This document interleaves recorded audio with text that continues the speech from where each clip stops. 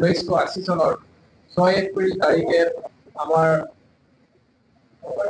প্ৰাক্তন ভাৰতৰ প্ৰধানমন্ত্ৰী তথা ভাৰত ৰত্ন অতুল বিহাৰী বাজপেয়ী, লাল কৃষ্ণ আদৱানী আদি দৰে বহুৰা ব্যক্তিৰ জৰিয়তে এই দলটো গঠিত হৈছিল। আৰু আজি আমাৰ ভাৰতীয় জনতা পাৰ্টিৰ সদস্য পদ 6 বছৰৰ কাৰণে দিয়া হয়।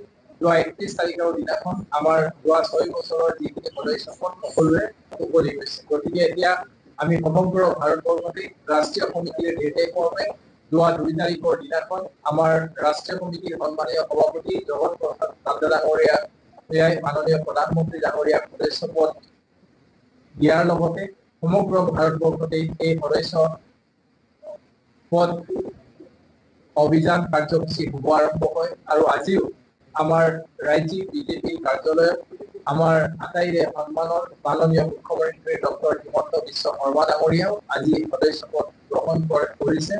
আৰু ইয়াৰ জৰিয়তে আমি আজিৰ পৰা আমাৰ 39খন জিলা সমিতি, 332খন মণ্ডল আৰু প্ৰায় 7,500 শক্তি কেন্দ্ৰত আজি আমাৰ সদস্য পদ নতুন সদস্য পদ অন্তৰ্ভুক্তি আৰু নৱীকৰণৰ কাৰ্যসূচী অভিযান আজি আৰম্ভ হৈছে।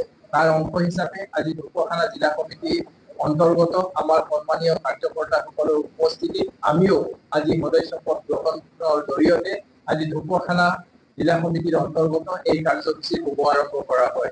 আৰু এই কাৰ্যসূচী আমাৰ আজিৰ পৰা অহা 25 তাৰিখলৈকে প্ৰথম পৰ্যায়ৰ এই সদস্য অভিযান কাৰ্যসূচী হ'ব।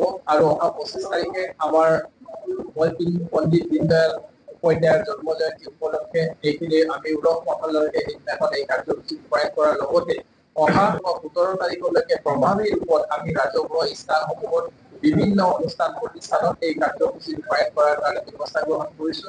অহা 17 তাৰিখৰ দিনাখন আমাৰ বিশ্বকৰ্মা পূজা আৰু এদিনাখন আমাৰ আটাইৰে প্ৰিয় মাননীয় প্ৰধানমন্ত্ৰী নৰেন্দ্ৰ মোদী ডাঙৰীয়াৰ জন্মদিন।